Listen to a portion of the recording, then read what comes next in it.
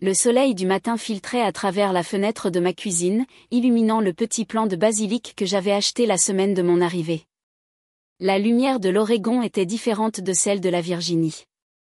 Plus claire, plus vive, comme si elle cherchait à prouver quelque chose. J'étais à mi-chemin de ma première tasse de café quand mon téléphone a vibré sur le comptoir. L'écran s'est allumé avec un numéro que je n'avais pas vu depuis des mois. J'ai failli le laisser aller à la messagerie vocale, mais l'habitude avait ses griffes sur moi. J'ai glissé pour répondre. Lorena. La voix de ma mère a percé sans salutation. Nous avons besoin que tu rentres à la maison le mois prochain. Le mariage de Felicity est dans 3 semaines, et il est important que tu sois là. J'ai posé ma tasse lentement. Pourquoi ? Il y a eu un rire court et incrédule de son côté, comme si j'avais demandé pourquoi l'oxygène était important. Les parents de son fiancé sont très traditionnels. La famille est tout pour eux. Ils ont besoin de voir que nous sommes un front uni, une famille parfaite. Les mots « famille parfaite » tournaient dans mon esprit comme une mauvaise blague.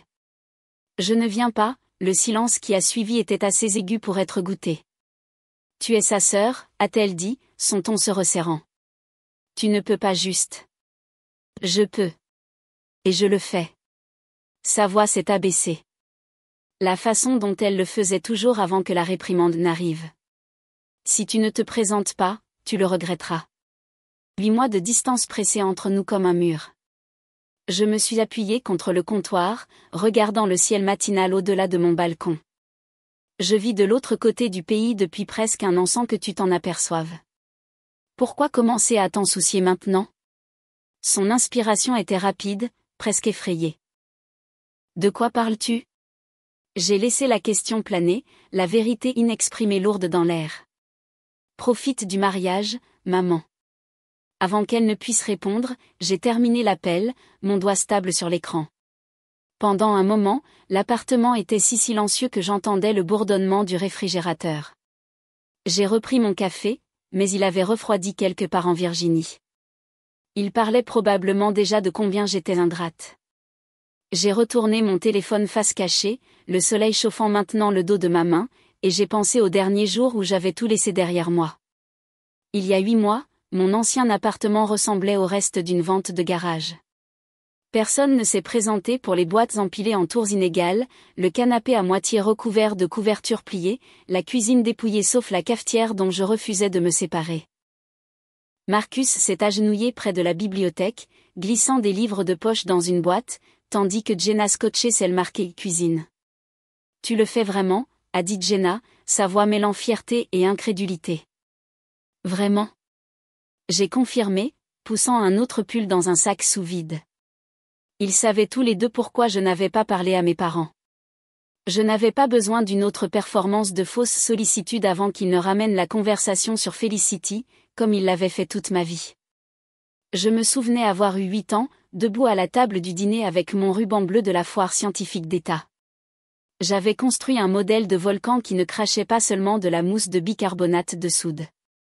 Il imitait les modèles d'activité volcanique réelle. Ma professeure avait appelé à la maison, disant que c'était exceptionnel.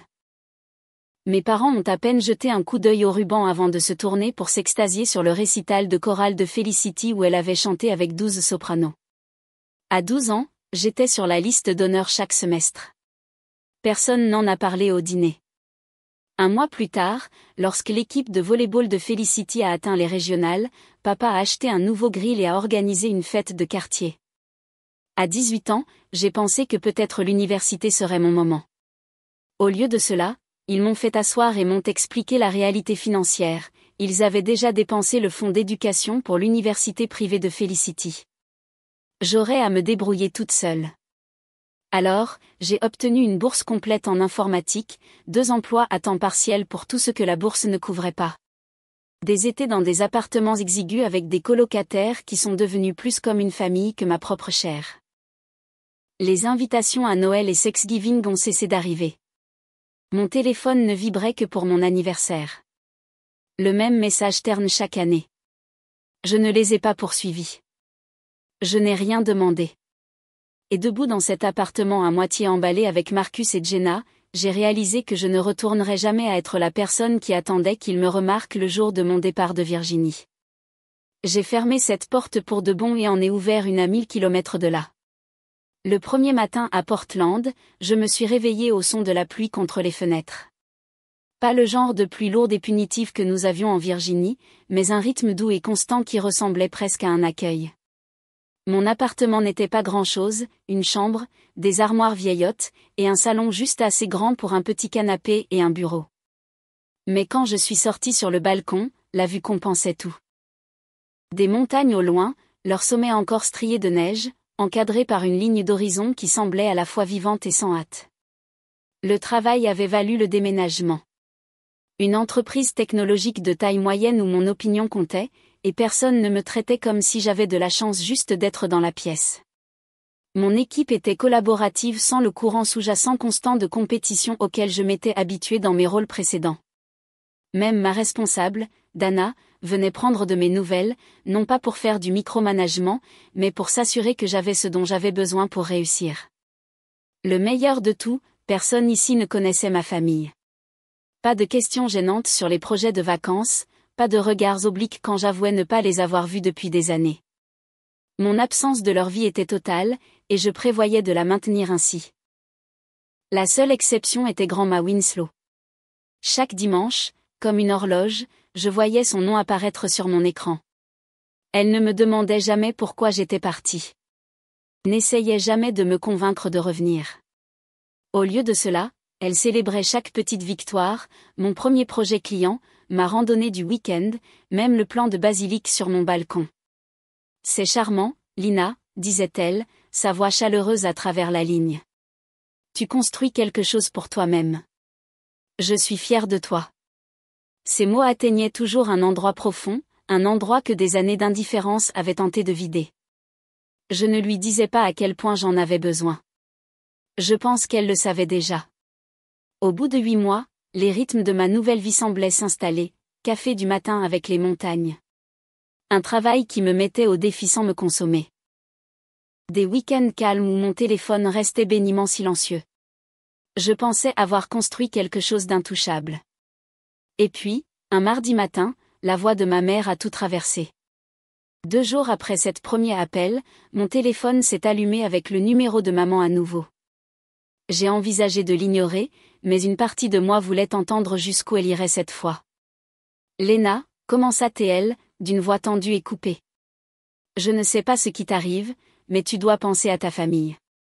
Ce mariage est important. Les gens remarqueront si tu n'es pas là. Je ne viens pas, ai-je dit, gardant ma voix égale. Elle exhala brusquement. Tu fais une erreur que tu regretteras. Felicity a un fiancé issu d'une famille respectée. Ils s'attendent à ce que tout le monde soit là. Ils s'attendent à ce que nous ayons l'air unis. Ce n'est pas seulement à propos de moi, maman, ai-je dit lentement. Je vis en Oregon depuis 8 mois. Le silence s'est étiré si longtemps que j'ai cru que l'appel avait été coupé. Quand elle a finalement parlé, sa voix était plus vive, plus cassante. De quoi parles-tu? Tu as déménagé à travers le pays sans nous le dire. Oui, et tu ne t'en es pas rendu compte. Cela devrait tout te dire. Le reste de l'appel a été un cycle familier, culpabilité d'abandonner la famille, menace voilée de ne pas être la bienvenue à mon retour, et une tentative à moitié sincère de pot de vin. Nous paierons ton vol si tu viens, juste pour que tu viennes.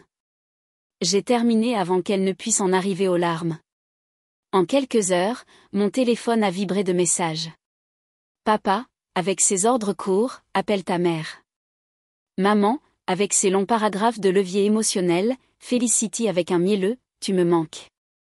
Laure, ça fait trop longtemps. Pendant 1 seconde, j'ai failli la croire. Puis est venue la ligne suivante. Ça signifierait tellement d'avoir toi ici. Les beaux-parents veulent rencontrer tout le monde. La voilà. Mon rôle réduit à un accessoire dans sa performance de famille parfaite. J'ai bloqué son numéro sans répondre. Le calme qui a suivi semblait plus lourd qu'il ne le devrait, mais c'était toujours mieux que le bruit qu'ils apportaient. Je pensais que ce serait la fin, jusqu'à ce que mamie appelle. Quand j'ai vu le nom de mamie à l'écran, j'ai répondu avant la 2e sonnerie. Salut, ma chérie, dit-elle, sa voix aussi chaleureuse que le soleil sur mon balcon. Comment va ma fille de l'Oregon? Je vais bien, mamie. Je reçois juste quelques appels, ai-je dit avec précaution. Elle gloussa doucement. Je sais. Tes parents m'ont demandé de t'appeler. Ils pensent que je peux te faire entendre raison. Je me suis tendue, me préparant au discours. Mais ensuite, elle a dit, je leur ai dit que je ne te forcerai pas. Tu es une adulte. Tu fais tes propres choix. Un soulagement a dénoué quelque chose dans ma poitrine. Merci. Il y a eu une pause. Le genre qui donnait l'impression qu'elle choisissait ses mots avec soin. Lorena, j'observe cette dynamique familiale depuis des années. J'ai vu comment ton père te traite par rapport à Felicity. J'ai essayé. Dieu sait que j'ai essayé de le lui faire voir. Il ne veut pas l'entendre. Il dit que j'imagine des choses. Sa voix a vacillé, et pendant un moment, j'ai pu entendre le poids qu'elle portait, étant la seule à vouloir reconnaître la vérité. Je sais que tu as été blessée, continua-t-elle. Mais je veux que tu comprennes quelque chose. Tu n'as pas tort de garder tes distances. Tu n'as pas tort de dire non. Ce que tu fais, c'est briser un cycle qui dure depuis plus longtemps que tu n'es né. J'ai dégluti difficilement, fixant les montagnes au loin. Ce n'est pas facile. Non, a-t-elle convenu. Mais c'est nécessaire, et je suis fière de toi pour ça.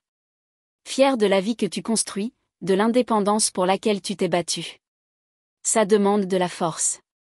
Ces mots ont atteint un endroit que je ne réalisais pas être encore sensible. Tu as toujours été de mon côté, ai-je dit doucement. Et je le serai toujours, a-t-elle répondu sans hésitation. Tu es ma petite fille. Ça devrait vouloir dire quelque chose. Nous avons parlé encore une demi-heure de mon travail, du plan de basilic sur mon balcon, et du nouveau sentier de randonnée que j'avais trouvé. Pas une seule fois elle n'a ramené le mariage. Quand nous avons raccroché, je suis restée assise là pendant un long moment, le téléphone toujours dans ma main, pensant à quel point il était rare d'être comprise sans avoir à s'expliquer. La prochaine fois que mon téléphone a sonné. Ce n'était pas sa voix. Je l'ai entendu dire ce qui s'est passé après le mariage. L'appel est arrivé le soir après le mariage. J'étais recroquevillée sur le canapé avec une couverture et un verre de vin quand la voix de mamie est arrivée, basse et délibérée. Eh bien, commença-t-elle, ton absence n'est pas passée inaperçue. Je me suis appuyée en arrière, prête pour le compte rendu. Qu'est-ce qui s'est passé? Ils ont essayé de te couvrir au début, dit-elle. Ils ont dit à la famille de la mariée que tu étais malade. Puis plus tard, ils ont prétendu que tu devais travailler. Et à la réception, l'histoire avait encore changé. Tu étais en voyage d'affaires. Je pouvais l'imaginer parfaitement. Mes parents échangeant des excuses en fonction de qui écoutait. Toutes également peu convaincantes. Et ils y ont cru, pas un mot de tout ça, dit mamie avec un rire sec. Une de tes cousines parlait à la mère de la mariée pendant le dîner. Elle a laissé échapper que tu avais quitté la Virginie depuis des mois, et que personne dans la famille n'était vraiment en contact avec toi. La femme a posé quelques questions supplémentaires, et au moment du dessert, elle avait entendu suffisamment pour savoir que quelque chose n'allait pas. J'imaginais la scène, les nouveaux beaux-parents de Felicity, les visages poliment composés, mais les yeux perçants, rassemblant les pièces. Ils ont compris le favoritisme. Oh, ils ont compris, dit-elle. Et ça ne leur a pas plu du tout. Il y a eu une conversation avant la fin de la soirée, des questions précises sur pourquoi ils ne t'avaient jamais rencontré, pourquoi Felicity semblait être le seul enfant qui comptait. Tes parents sont devenus défensifs. Eh bien, l'ambiance a changé. Tout le monde pouvait le sentir. J'imaginais Felicity dans sa robe blanche, souriant trop fort, balayant la foule pour trouver un soutien qui n'arrivait pas. Mes parents avec leur sourire serré et cassant, les parents de la mariée regardant, mesurant, jugeant. Une lente chaleur s'est répandue en moi. Pas de la joie exactement, mais la solide satisfaction de savoir que la vérité avait échappé à leur contrôle. Je n'avais pas haussé la voix. N'avais même pas mis les pieds dans la pièce. Et pourtant, leur image parfaite s'était fissurée. Ça ressemble à une journée mouvementée, ai-je dit, laissant le coin de ma bouche se relever. C'est une façon de le dire, dit mamie. Et quelque chose me dit que ce n'est pas encore fini. Elle avait raison. Les jours qui suivaient allaient être beaucoup plus bruyants. Le premier message est arrivé le lendemain matin. Le nom de Felicity clignotant sur mon écran. Tu m'as fait mal paraître devant ses parents. Ils remettent tout en question maintenant. Réalises-tu ce que tu as fait? Je l'ai supprimé sans répondre. Mais d'autres ont suivi, accusations, culpabilisation, même un plaidoyer à moitié sincère pour arranger ça ensemble. Au 3e jour, mes parents se sont joints à eux. Maman a envoyé des paragraphes sur la loyauté familiale. Papa a envoyé de courtes rafales d'irritation. Tout cela est resté sans réponse. Il était étrange à quelle vitesse leur panique était passée de maintenir les apparences à faire de moi le bouc émissaire, comme si mon absence, et non leurs années de favoritisme flagrant, avaient causé les fissures que tout le monde pouvait maintenant voir.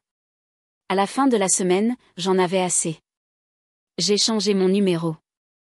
J'ai envoyé le nouveau uniquement aux personnes en qui j'avais confiance et j'ai mis à jour mes filtres de mail pour attraper tout ce qui portait leur nom. Puis je suis allé plus loin, j'ai effacé mon adresse de toutes les listes en ligne que j'ai pu trouver.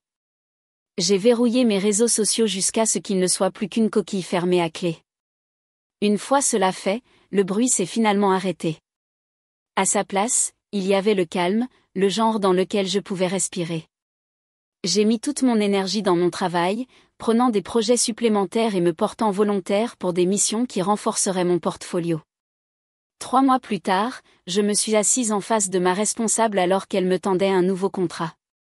Une augmentation suffisamment importante pour passer mes objectifs de un jour à bientôt. Je l'ai signé d'une main ferme, calculant déjà les chiffres dans ma tête. Chaque dollar supplémentaire allait à l'épargne. J'ai réduit mes dépenses autant que possible, non pas par nécessité, mais par concentration. Je ne travaillais pas seulement pour la sécurité financière. Je construisais quelque chose de tangible, un espace qui serait le mien dans tous les sens. À la fin de l'année, j'étais prête à le rendre réel. J'ai commencé à chercher une maison. 1 an après avoir définitivement laissé la Virginie derrière moi, je me suis tenue sur le porche d'une petite maison de style artisan, les clés chaudes dans ma paume. L'air de fin de printemps portait le parfum des lilas en fleurs du jardin latéral. Et pour la première fois de ma vie, l'espace devant moi n'était ni emprunté ni temporaire. Il était à moi. 3 chambres, une cuisine avec suffisamment d'espace sur le comptoir pour cuisiner, et un jardin qui attrapait le soleil du matin.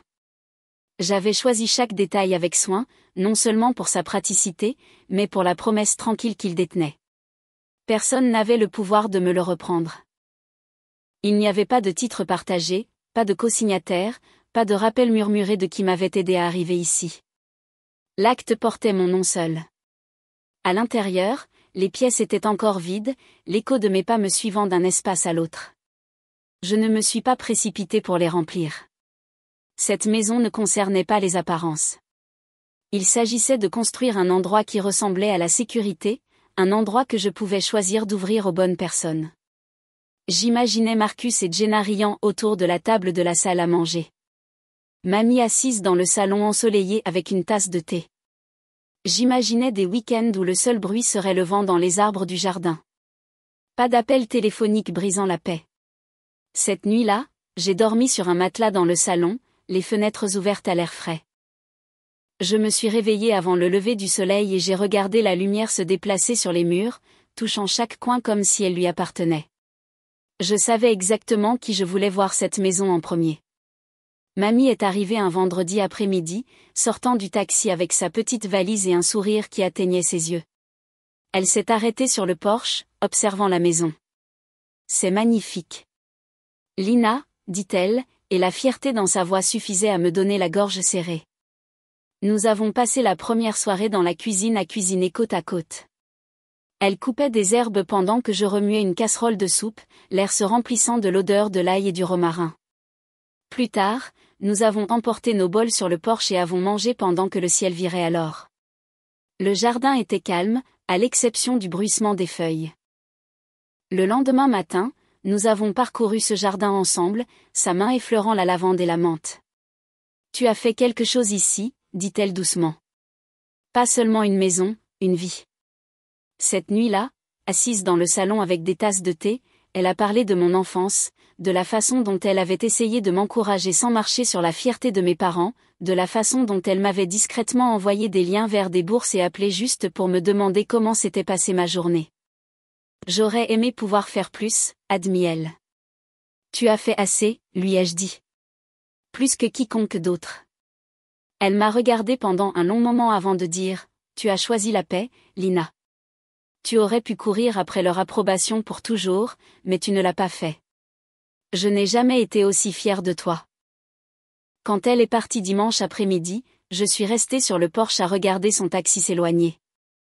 La maison derrière moi était plus chaleureuse parce qu'elle y était entrée. Et je savais exactement où se situait la ligne entre la famille dans laquelle je suis née et la famille que je garderais. Après la visite de mamie, la maison semblait différente, pas plus vide, mais installée, comme si sa présence avait ancré quelque chose dans ses murs. Je me suis glissée facilement dans ma routine, matin avec café dans le jardin.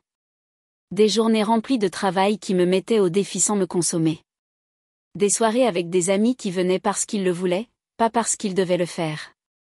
Le calme n'était plus quelque chose que je gardais par peur qu'il ne soit brisé. C'était le mien, tissé dans le tissu de la vie que j'avais construite. Parfois, quand j'étais seule dans la cuisine ou que je me promenais dans le jardin au crépuscule, je me demandais comment les choses auraient pu être si mes parents m'avaient traité différemment, s'ils m'avaient vu, valorisé, s'ils m'avaient fait sentir que j'appartenais. Mais la pensée ne s'attardait jamais longtemps.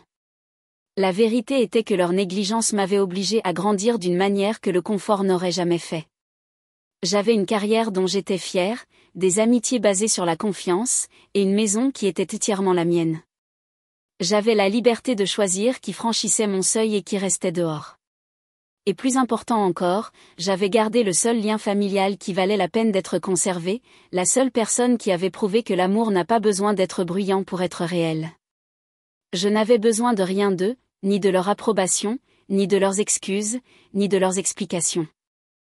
Ma vie était pleine sans cela. J'ai fermé la porte ce soir-là en sachant qu'il en serait ainsi.